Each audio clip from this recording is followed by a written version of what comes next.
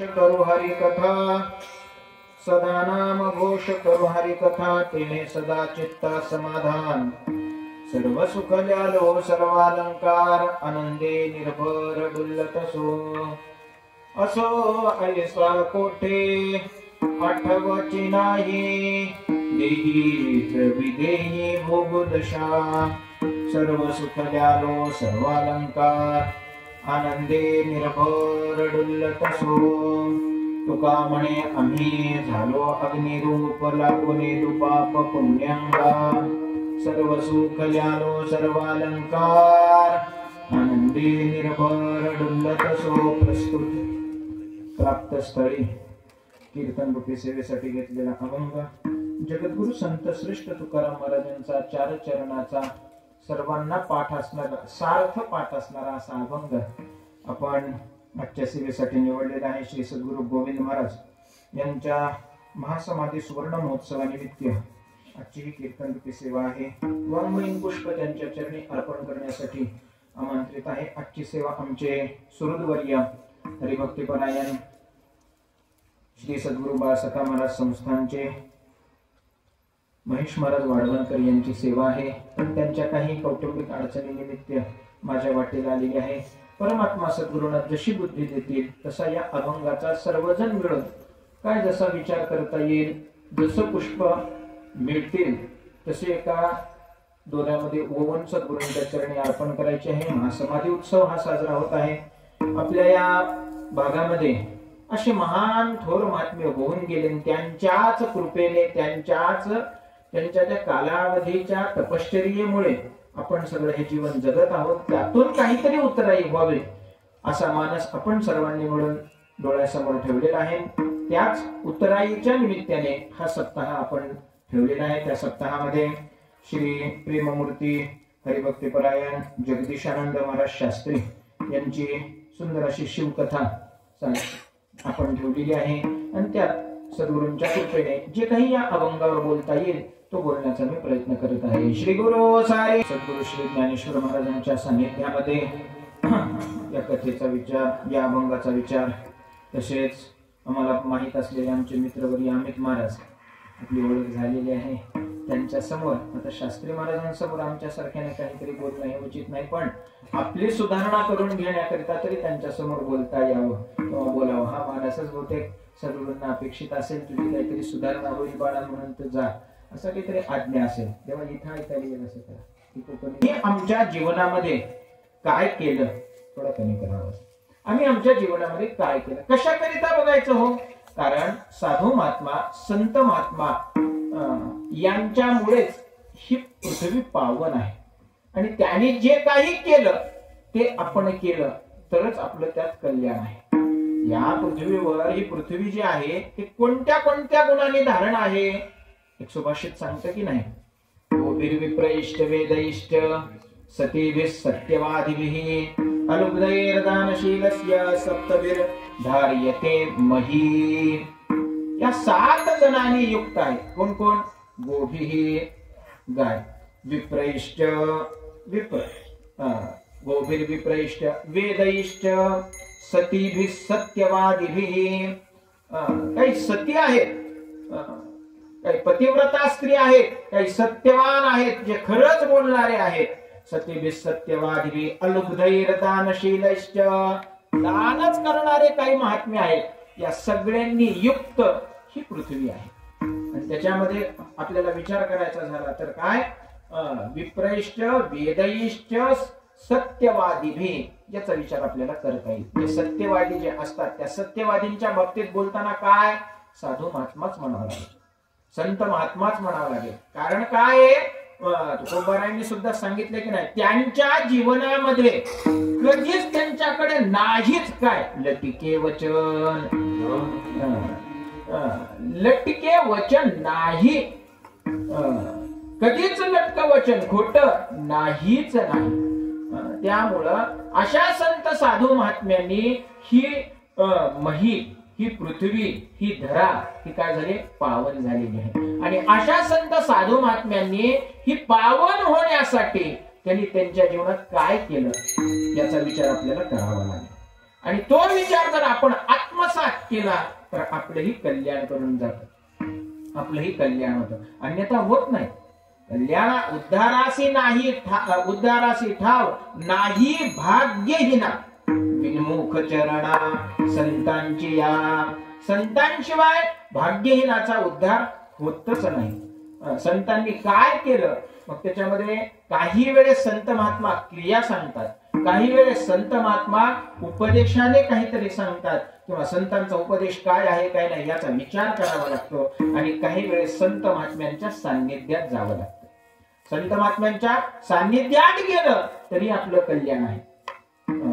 संता सवे वसता योग ज्ञान पैसता गुरुचरण उपासिता वैराग्यसी. त्याच्या पुढे काय सांगितलंय? येण्याची सत्कर्मे. बस एवढंच एक चांगलं कर्म करा, संतांजवळ जा, संतांजवळ जा. जाणं होत नाही महाराज, संतांनी काय क्रिया केली याचा अभ्यास करा. संतांच्या क्रिया काय काय आहेत गीतेने सांगितलंय. यदाचरति श्रेष्ठः तत्तदेवेतरो जनः सयत् प्रमाणं कुरुते. इथपर्यंत आपल्याला काम आहे. सयत् प्रमाणं कुरुते, ते तुम्ही करा. ज्ञानोबारांनी याच्यावर भाष्य करताना सांगितलं ना, येथ वडील जे जे करीती तया नाम धर्म. येथ वडील जे जे करीती, वडील माणसांनी काय केलं, त्या साधू महात्म्यांनी काय केलं, काय क्रिया केली याचा अभ्यास करा, याचा उच्चार करा. काय काय किंवा त्या काही क्रिया या उच्चार करण्यासारख्याच असतात, काही क्रिया या काय आत्मसात करण्यासारख्याच असतात आणि काही क्रिया ह्या काय उच्चार करून आत्मसात कराव्या लागतात.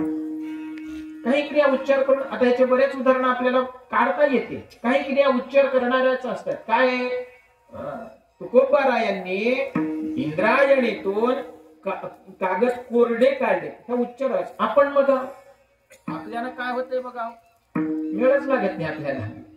कसं या काय जडी दगडा सहित वया हे उच्चारच करावा.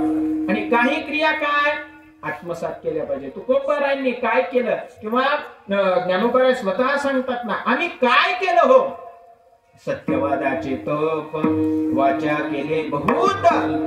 हे आपण करून बघा.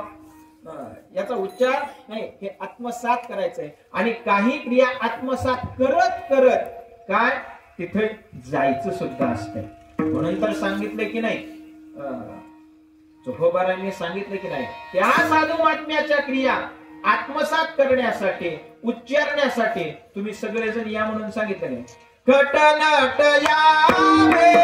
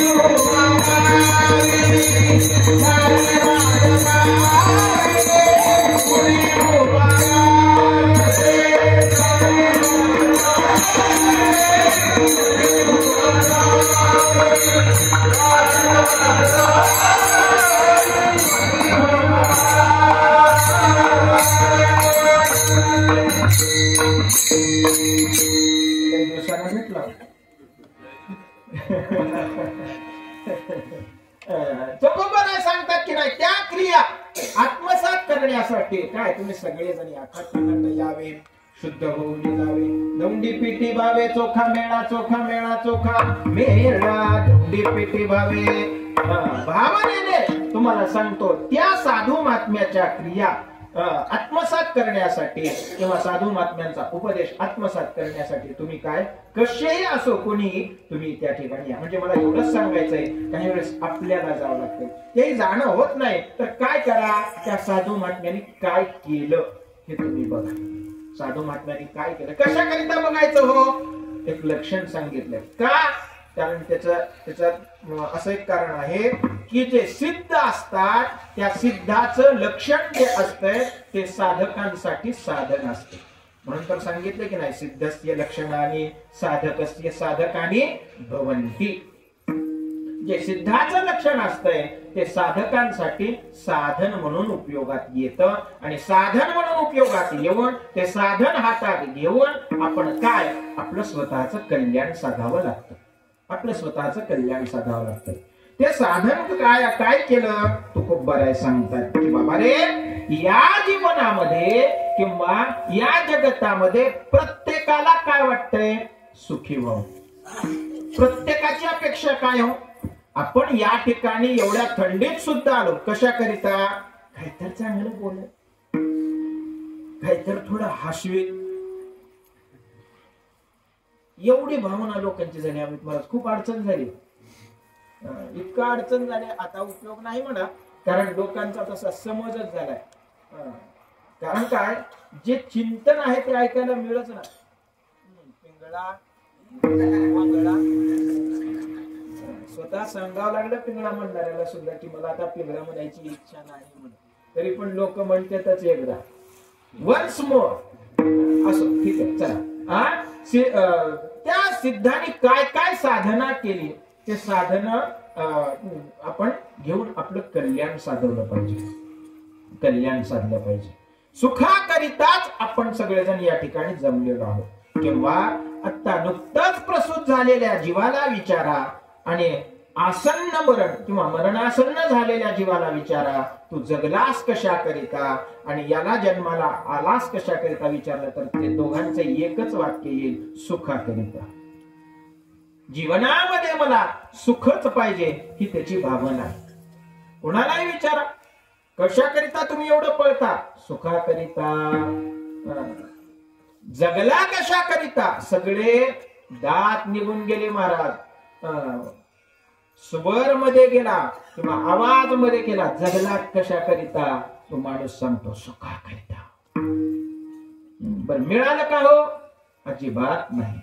बरं सुखी नाही का, माणूस सुखीच आहे. कारण का, परमात्मा सुखी आहे, परमात्म्यामधून हा जीव आल्यामुळं हा माणूस सुखीच आहे, सुखीच आहे. पण सुख मिळत नाही याला का, कारण याने सुखासाठी काहीतरी धडपड केली पाहिजे. जे महात्मे सुखी झाले, जे साधू महात्मे सुखी झाले, त्यांनी काय जीवनात आत्मसात केलं याचा विचार केला पाहिजे. याचा विचार साधक ते संत साधू महात्मे सांगतात, आम्ही सुखी आहेत का, हो आम्ही सुखी आहोत.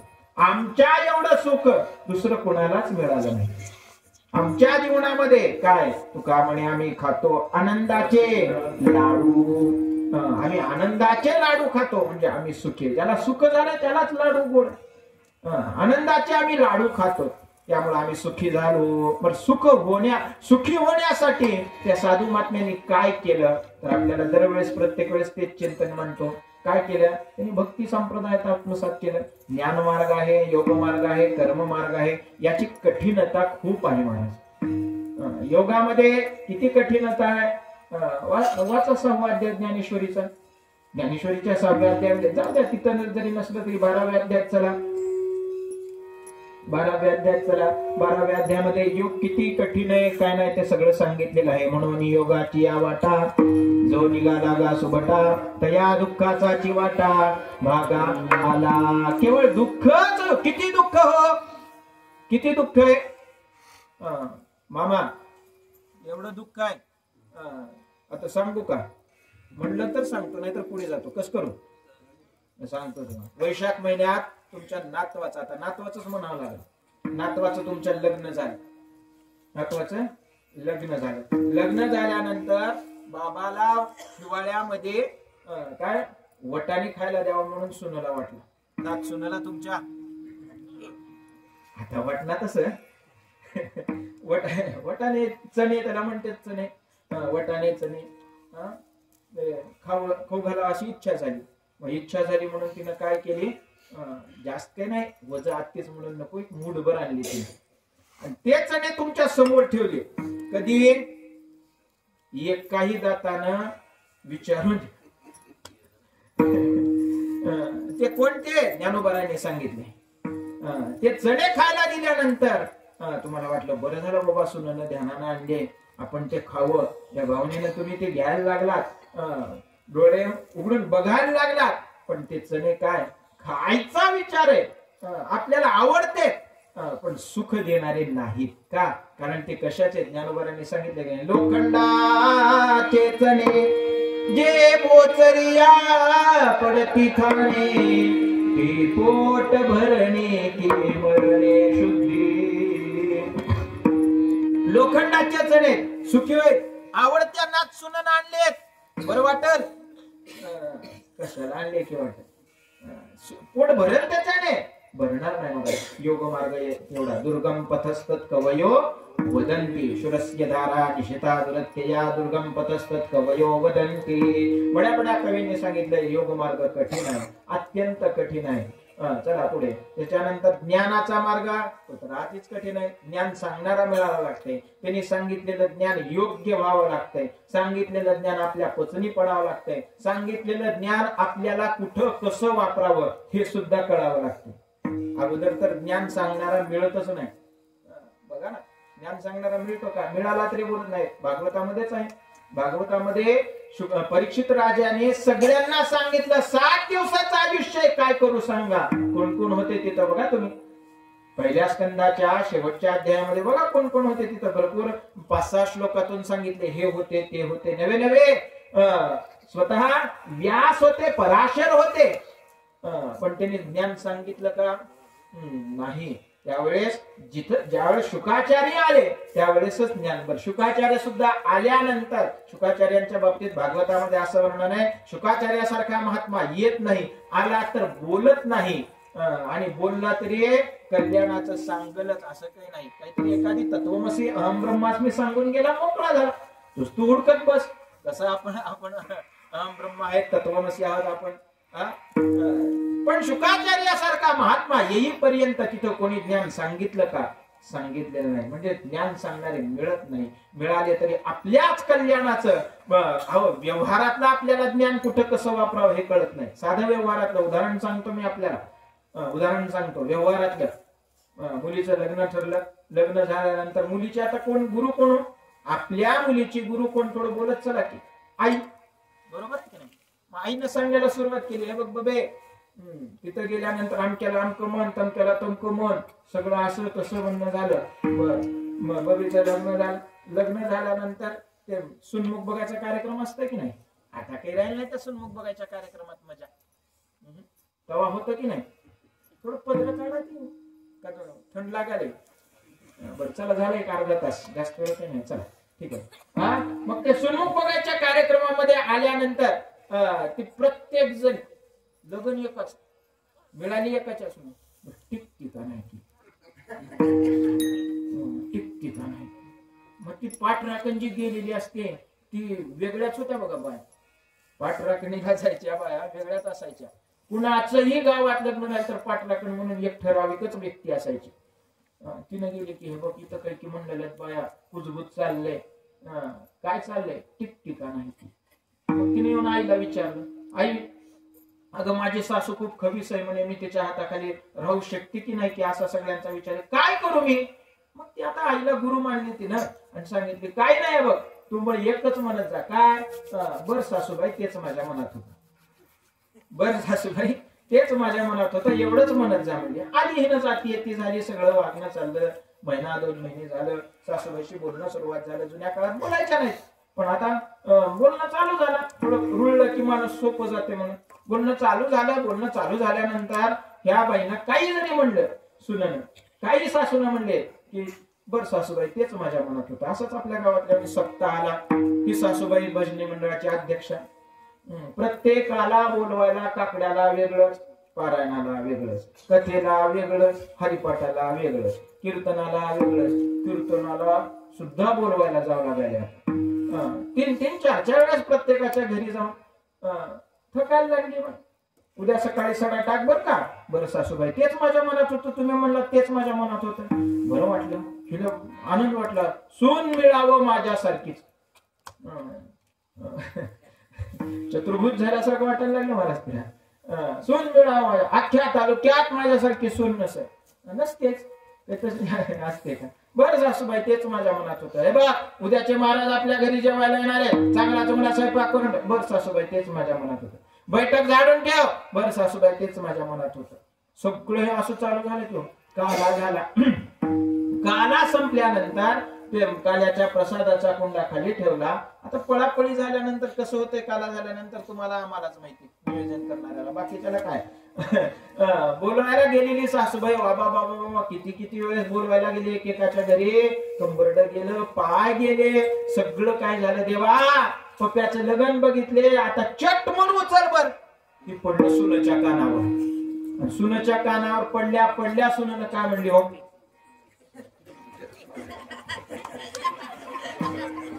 सासन सुना दुगी आली असल्या तर दुगी गप्प बसायला बघा. तेच माझ्या मनात होतं म्हणायला लागली. तेच माझ्या मनात होतं. आता संपलं उदाहरण माझं. मला एक सांगा, व्यवहारातलं ज्ञान कुठं कसं वापरावं हे आपल्याला कळत नाही. म्हणजे त्याच्यानंतर ब्रह्मज्ञान, त्याच्यानंतर माया, ब्रह्म, विवेक, वैराग्य, समाधी, षट संपत्ती हे ज्ञान आपल्याला कळेल का महाराज. म्हणून ज्ञान मार्ग सुद्धा कठीण आहे. तद्विद्ये प्रणिपातेन परिप्रश्नेन सेवया उपदेक्षन्ते ज्ञानं ज्ञानिनस्तत्त्वदर्शिनः. हे सगळं विषय जर मांडायचा झाला किती अवघड आहे महाराज, इतकं अवघड आहे. व्यवहारातलं ज्ञान कुठं कसं वापरावं हे आपल्याला समजत नाही. अजून एक उदाहरण सांगतो. ज्ञान कुठं कसं वापरावं हे लक्षात येत नाही महाराज माणसाला.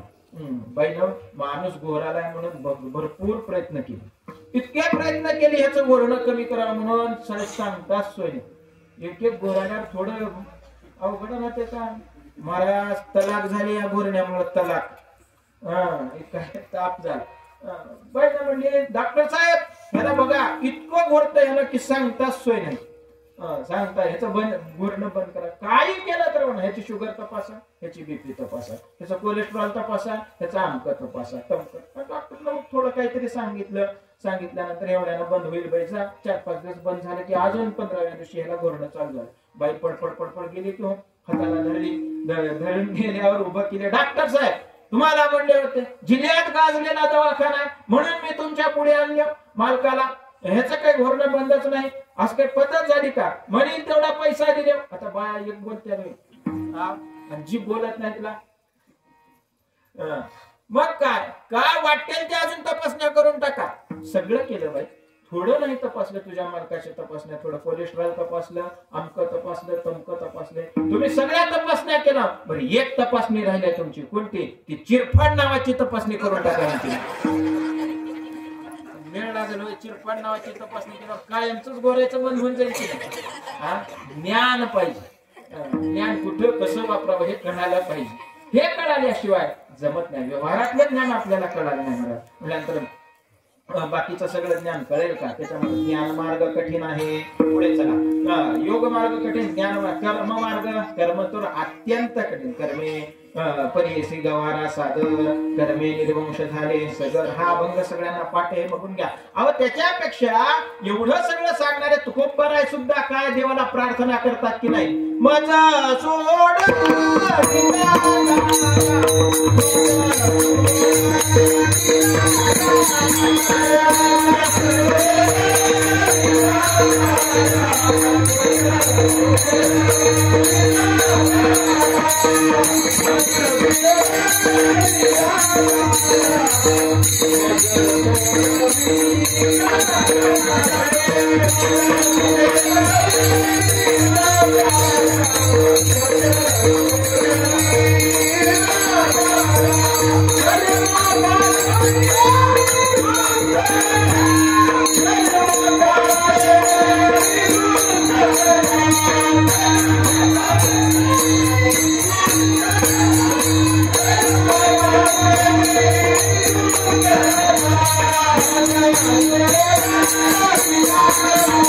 Thank you.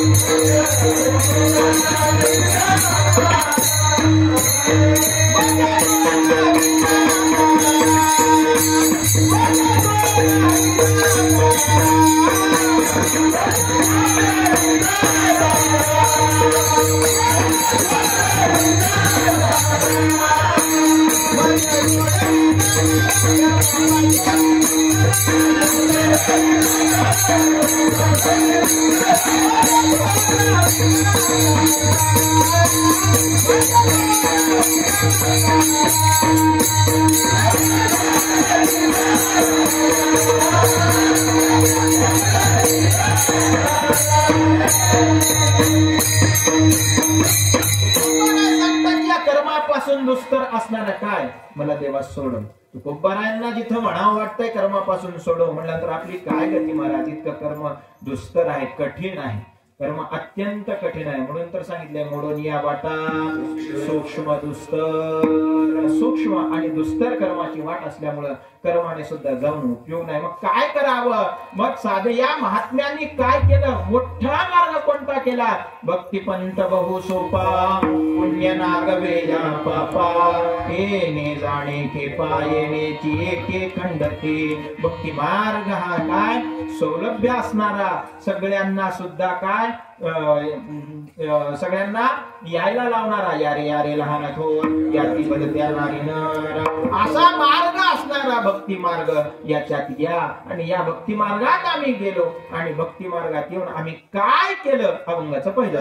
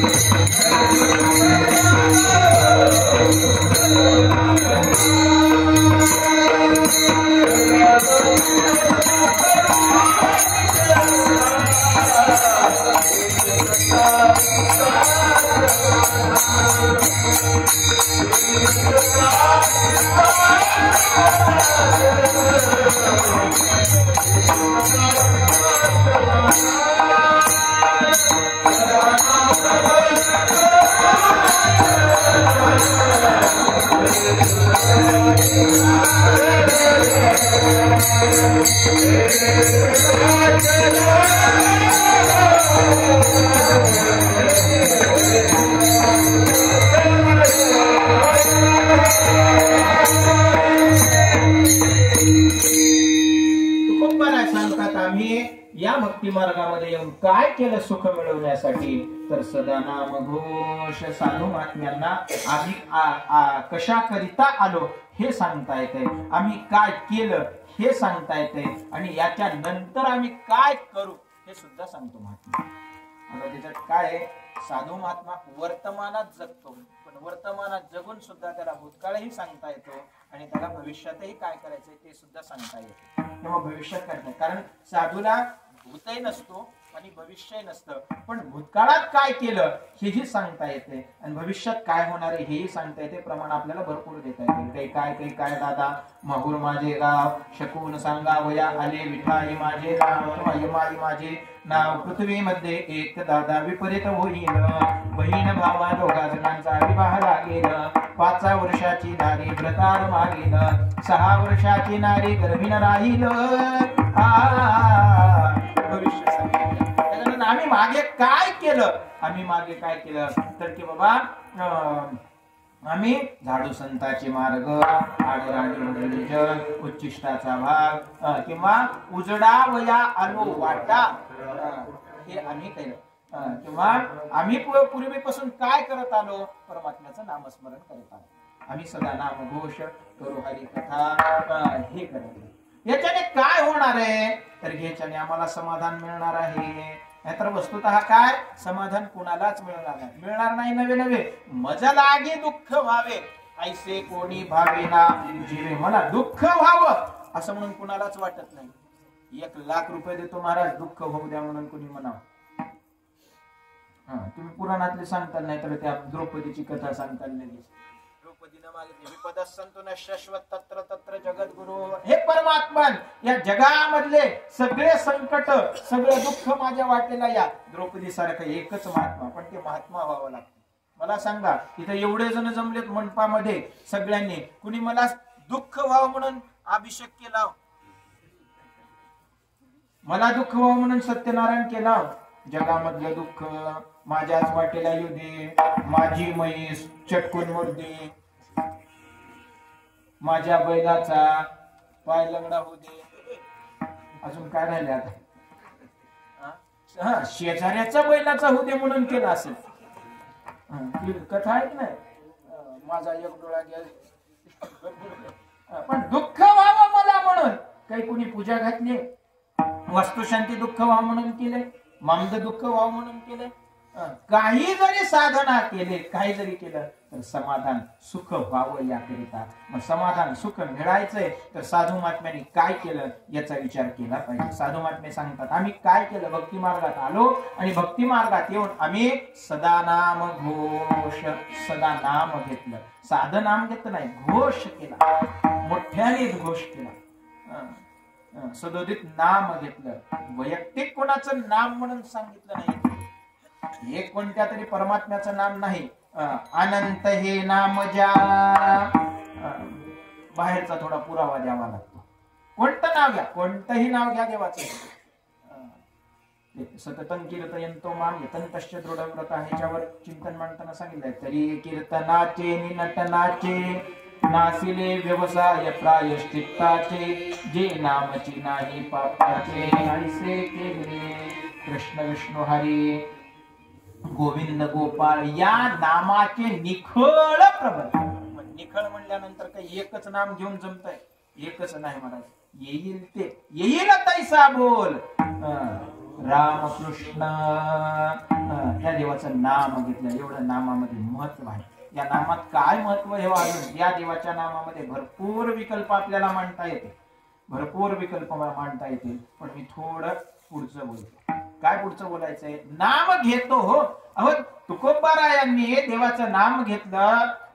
तुकोबाराय अधिक सगळ्या साधू संत महात्म्यांनी आतापर्यंत सगळ्यांनी नाम घेतलं, पण त्यांनी सुखी झाले आणि आम्हाला सुख मिळत नाही. त्याचं कारण काय, त्याचं कारण एकच आहे. आपण काय करायला लागलो माहितीये का, आपला वर्ग वाढायला लागलाय पण अभ्यासक्रम मागचाच राहिला. थोडं पटतंय का बघा, आपला वर्ग वाढतोय पण अभ्यासक्रम आपण मागचाच घ्यायला लागलो, त्याच्यामुळे आपण पास होत नाही असं मला वाटतं. म्हणजे काय हो, आपण नामस्मरण घ्यायला लागलो पण काही गोष्टीचा त्याग करत नाही. म्हणून तर सांगितलंय ना, काय एका सुभाषितामध्ये, नेमकं सुभाषित कोणाचं हे मला माहित नाही, लक्षात येत नाही. ते सुभाषितकार सांगतात की बाबा नामस्मरण घेणाऱ्याने या दश अपराधाचा विचार करा. कोणते कोणते अपराध? सन्निंदा असती नाम वैभव कथा श्रीशेषयोर भेददीहि अश्रद्धा श्रुतिशास्त्र दैशिक विराम नाम्न्यर्थवाद भ्रमः नामास्तीति निषिद्ध वृत्ति विहित त्यागो हि धर्मांतरैः साम्यं नाम जपम शिवस्य च हरेर नामापराधात् दश. या 10 प्रकारच्या अपराधाचा विचार करा. भगवान शंकराचं नाव घ्या, भगवान शिव हरीचं नाव घ्या, हराचं किंवा हरीचं कोणाचंही नाव घ्या, पण हे 10 अपराध आपल्याकडून घडणार नाही याचा बंदोबस्त करा, तर आपल्यालाही फळ मिळेल. कोणते हो? सन्निंदा. मुख्य पहिल्या सुरुवातीला सांगितलंय संतांची निंदा. अगोदर निंदा आपण होणार नाही, आपण कोणाची निंदा करत नाही की याचा विचार करा. उद्या ज्यांचा जन्म आहे की नाही दत्तात्रयांचा, त्यांच्या आईचं नाव काय? असूया किंवा अनसूया. म्हणजे ज्यांच्याकडून कधीच कोणाची निंदा घडलीच नाही. म्हणून परमात्म्याने त्यांच्या पोटी अवतार घेतला. साधू महात्मा हा कधी कुणाची निंदा अजिबातच नाही. कारण काय? साधू महात्म्यांना काय? स्तुती तुल्य निंदा स्तुतीर मौनी. कोणी त्याची स्तुती करा, कोणी त्याची निंदा करा, तो मौनच असतो महात्मा मौनच असतो. म्हणून आपणही काय? निंदा सोडून टाकावी. निंदा सोडून टाकली आणि नामस्मरण घेतला, फलद्रूप होते. सन्निंदा असती नाम वैभव कथा. काही सांगते तो महाराजाला काय काहीतरी बोलायचंय, एक काहीतरी सांगतात, त्याचं वैभव कमी नामाचं केलं की काय त्याचं फल मिळत नाही. सन्निंदा असती नाम वैभव कथा श्रीशेषयोर भेददीहि. भगवान शंकरामध्ये आणि भगवान महाविष्णूमध्ये भेद पाहणारा जर असेल तर त्यालाही काय नामस्मरणाचं फल मिळत नाही. आता ते भेदाचे प्रमाण आहे ते सगळे आपल्याला भरपूर पाठच आहे. त्याच्यामुळे या दोघांमध्ये भेद जर केला, आपण शिवामध्ये हरामध्ये हरीमध्ये भेद जर केला तरी सुद्धा नामस्मरणाचं फल आपल्याला मिळत नाही. त्याच्यानंतर श्री शेषयोर भेदनी अश्रद्धा गुरुवाक्य अश्रद्धा श्रुतिशास्त्र दैशिक गिराम. श्रुतीमध्ये शास्त्रामध्ये जर अश्रद्धा केली, गुरुवाक्यामध्ये जर अश्रद्धा केले तर त्याला सुद्धा काय नामस्मरणाचं फळ मिळत नाही. म्हणून तर सांगतात की नाही, वेद शास्त्र पुराण नाही ज्या प्रमाण तयाचे वदन नावलोका. ज्याला वेद शास्त्र पुराण हे प्रमाण म्हणून मान्य करत नाही, त्याचं तोंड सुद्धा बघू नका. त्याचं तोंड सुद्धा, त्याचं मुखकमल सुद्धा, तोंड सुद्धा पाहायचं नाही. म्हणून मग काय अशी अश्रद्धा असेल तरी सुद्धा त्याला फळ मिळत नाही. श्रुतिशास्त्र दैशिक राम नाम्न्यर्थवाद भ्रमः. हे नामस्मरण घेणं हा अर्थवाद आहे. काहीतरी सांगत जातात कामच ह्यांचं, असा अर्थवाद जरी बोलला तरी सुद्धा त्याला साम्यम नाम जपम शिवस्य हरे नामापराधा दश. असे 10 प्रकारचे अपराध आहेत. हे अपराध आपल्याकडून होत नाहीत याचा विचार करूनच आपण नामस्मरण घ्यायला लागलो तर आपल्यालाही त्या नामस्मरणाचं फल मिळतंय. म्हणून काय विचार, या अपराध घडणार नाहीतच एवढं म्हणलं की अगणित पुण्य मिळतं म्हणून सांगितलं की नाही.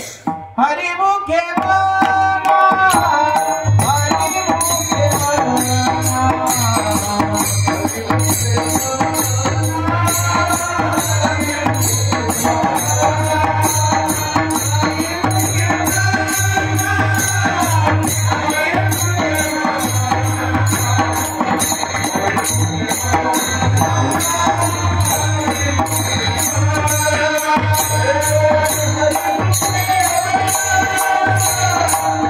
Hare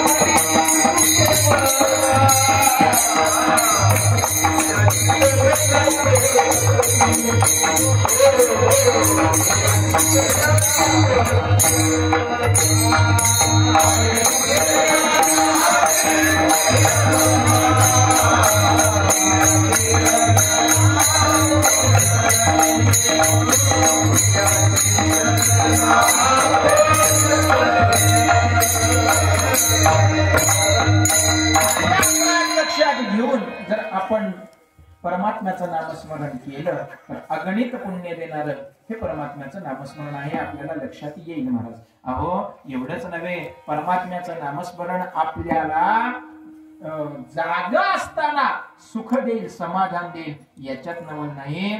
या साधू महात्म्यांना झोपेत सुद्धा परमात्म्याचं नामस्मरण सुख देणार.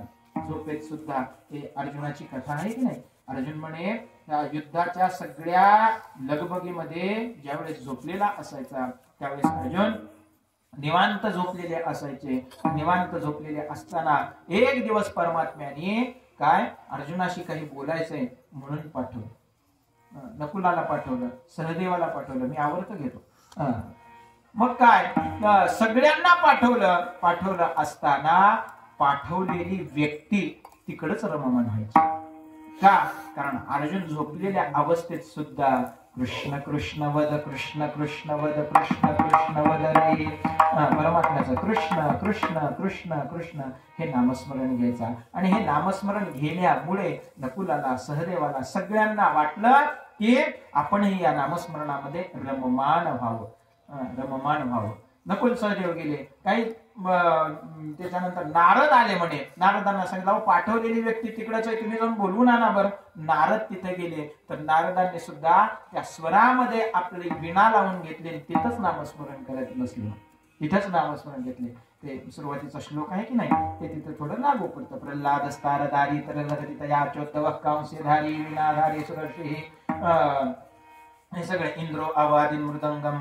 इंद्र सुद्धा गेला, इंद्राला सुद्धा तो मोह आवरला नाही, इंद्राने सुद्धा त्या स्वरात मृदंग लावून घेतला. आणि आपण पाठवलेली प्रत्येक व्यक्ती तिकडेच कस काय गेली म्हणून स्वतः श्रीकृष्ण परमात्मा अर्जुनाच्या त्या शिबिरामध्ये आले तर पाहिलं तर सगळे भजनामध्ये तल्लीन झालेले आहेत. आणि अर्जुन गाढ झोपले, गाढ झोपलेले अर्जुन आहेत. आणि अर्जुन गाढ झोपले असताना तो मोह त्या भजनाच्या आनंदाचा श्रीकृष्ण परमात्म्यालाही अनावर झाला आणि परमात्मा नामस्मरणामध्ये तल्लीन होऊन नृत्य करायला लागले. म्हणजे परमात्म्याला आपण झोपलेल्या अवस्थेमध्ये सुद्धा नृत्य करायला लावणार काय आहे? साधू महात्म्यांचं नामस्मरण आहे. साधू महात्म्यांचं नामस्मरण आहे. साधू महात्म्यांचं नामस्मरण झोपलेल्या अवस्थेत देवाला नाचवते. आपलं नामस्मरण किंवा आपलं आर्डन. आता पुढचं बोलू का? बोलू नये असं वाटायला लागले, समजदार आहेत आपण सगळे. म्हणजे काय? एवढं नामस्मरण माझी मजा झाली अनावर वाचा, इतकं नामस्मरण गोड आहे महाराज. काय किती म्हणून सांगावं, याचे विकल्प अनेक माणसं आहेत. नामस्मरण का घ्यावं? नामस्मरण अगणित पुण्य देणार आहे, प्रमाण आपण म्हणून नामस्मरण का घ्यावं? कोटी कोटी नित्य जाता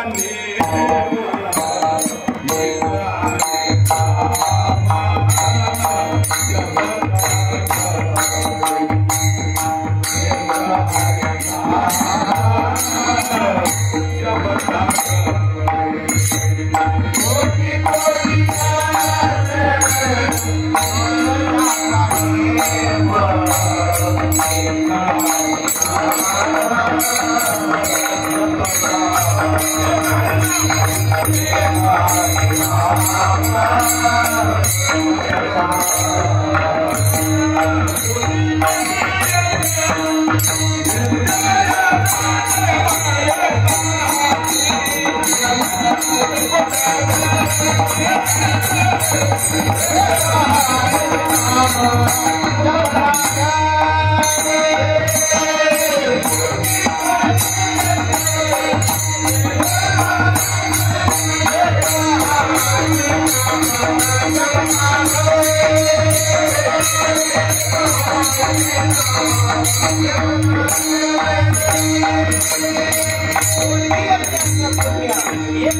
घेण्यामध्ये मिळते म्हणून नामस्मरण घ्या.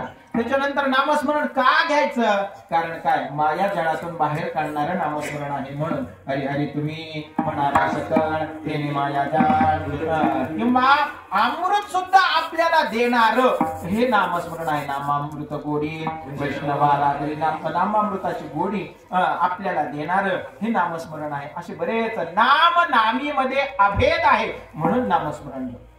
व्यवहारात कसं हो, नाव तसं नामी असतो का, किंवा नामी तसा नाव असते का? नाव गंगा, आता पुढचं तुमचं तुम्ही आहे, नाव सुलोचना, बाबा मला भिंत दिसना, असं घडतच असं. नाव काय, आता किती म्हणून विकल्प सांगावं.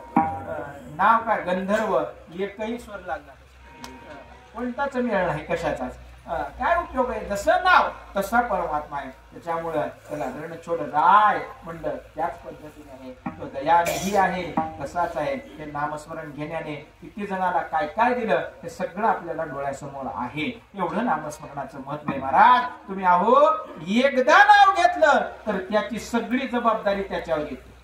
उदाहरण सांगू, एकदा नाव जर घेतलं तर आठवा कोण कोण आता अमित महाराज तुम्ही आलात म्हणे आमच्यात. आठवा कोणता दिवस? त्या खुर्चीत बसलेला लालग्या खुर्चीत बसलेला दिवस. ध्यान करा कसा बसलेला असेल. तो हात आपल्या हातात असेल. कोणाचा? तो हात लालग्या खुर्चीत कोण बसेल? मग तो हात आपल्या हातात असल्यानंतर आठवा देवबाप्पा काय म्हणते, मामा म्हणा आजवर आमची होती आता झाली. ते सगळं झाल्यानंतर गाठ मारल्यानंतर नाव घ्या म्हणल्यानंतर ह्यानं तिरुळ्या कानानं बघतो असं. तिरुळ्या डोळ्यानं नाही बरं का, तिरुळ्या कानानं. काय नाव घेते, कसलं नाव घेते, कोणतं नाव घेते. आणि ती एकदा नाव घेतली की त्याची जबाबदारी.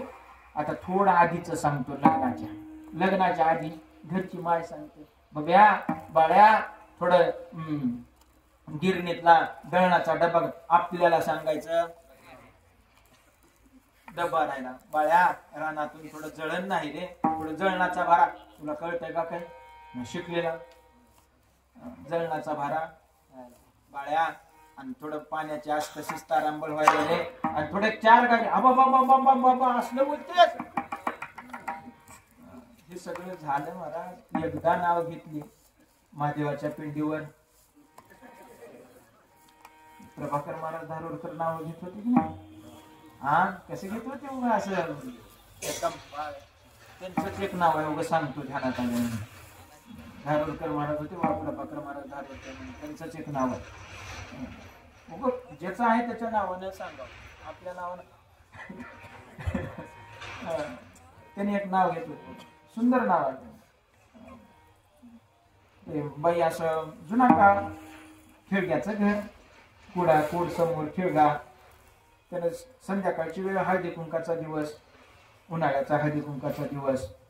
दुधाची कॅटली घेऊन आली, दुधाची कॅटली घेऊन ठेवले, पाय धुवायला लागला आहे ना.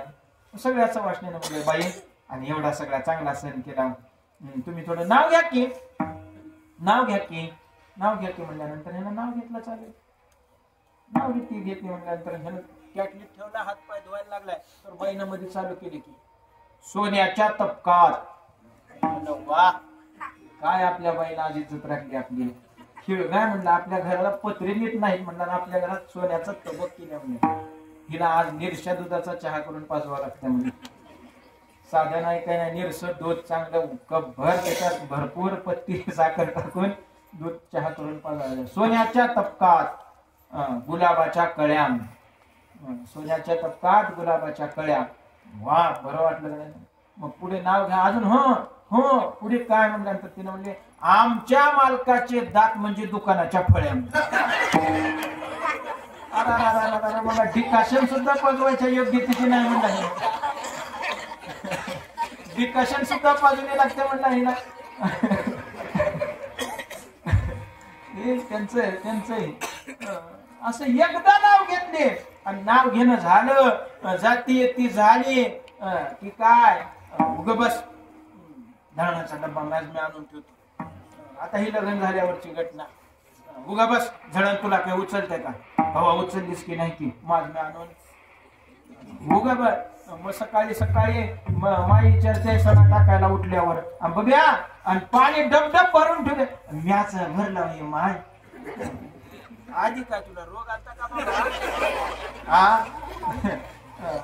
मला उदाहरण सुद्धा एकदा नाव घेतलं त्याने की एकदा नाव घेण्यामुळे त्या स्त्रीवर असलेली जबाबदारी सगळी कोण उचललं? हो, त्या नवऱ्याने उचलली. तसं आपण एकदा परमात्म्याचं नामस्मरण घेतलं की काय त्याला आपण आपलंस केलं, आपलं नामस्मरण घेतलं की आपल्या सगळ्या सांभाळण्याची जबाबदारी त्या परमात्म्याची आहे. म्हणून तुम्ही ते नामस्मरण घेत चला. नामस्मरण घेत चलत गेलं की त्या नामस्मरणाचा घोष करा. ते नामस्मरणाच्या बाबतीत कथा सगळी आत्मसात करा. त्याच्याने तुम्हाला समाधान मिळेल. नवे नुसतं समाधान नाही, त्या समाधानाचा अलंकार तुम्हाला मिळेल. अभंगाचं दुसरं चरण.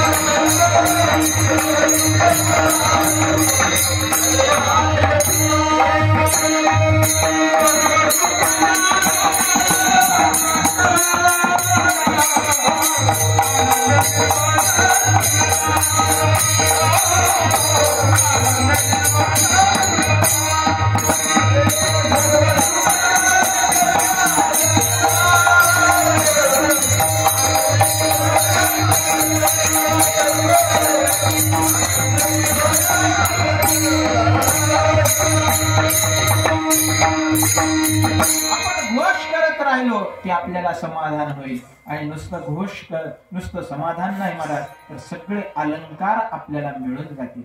थोडे एक नाही दोन नाही, सगळे अलंकार मिळून जातील आपल्याला. नुसतं एकच मणी मंगळसूत्र जोडवे राहिल्यावर समाधान होतंय का तुमचं? हो, डोळा लागलाय का? काय काय लागते आपल्याला? बोरमाळ, झुमके, पोहेहार, अजून काय सेवन पीस, अजून काय चपलाहार. असं जर घालूत म्हणलं तर आपल्याला चपलाहार नाही, ते चंचलहार आहे. चमचम चमचम चमकावं लागते. मालक नाही हार. हिनी मालक म्हणाले, मालक नाही, हार चमकावा लागतो, चंचल हार आहे. एवढं सगळे राहिल्यावर पुन्हा बाई जर दुसरीकडे जर दुसरीच्या गळ्यात जर दिसलं, मालक तिच्या गळ्यात काय मिनी गंठन दिसाले, तेव्हा करणारा बाई थांब, 7,000 सोयाबीन झाले की तुला 7,000 रुपये सोयाबीन.